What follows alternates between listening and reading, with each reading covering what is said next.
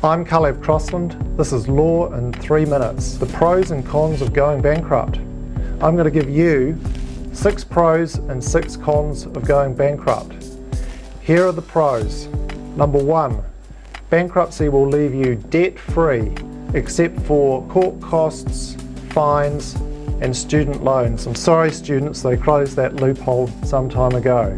Number 2, you cannot be sued by anybody you owe money to. 3, after a period of time, 3 years in Australia and New Zealand and 12 months in the UK, you can start afresh again. 4, you can continue to be employed and earn wages, and with the supervision of a bankruptcy official, you may be able to continue to be self-employed.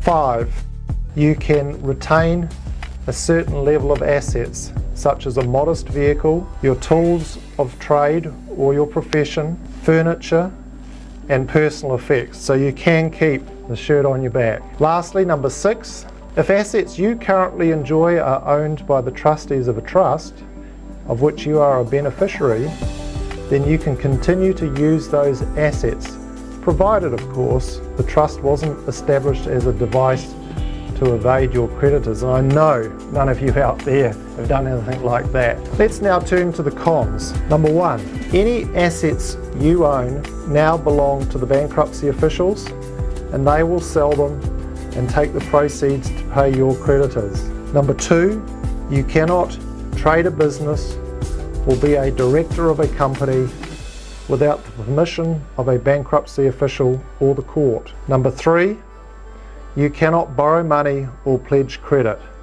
Number 4, certain professions such as law, accountancy, or selling real estate may be affected by bankruptcy.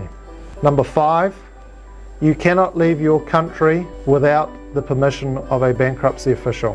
And lastly, number 6, once you come out of bankruptcy, it can be more difficult to borrow money.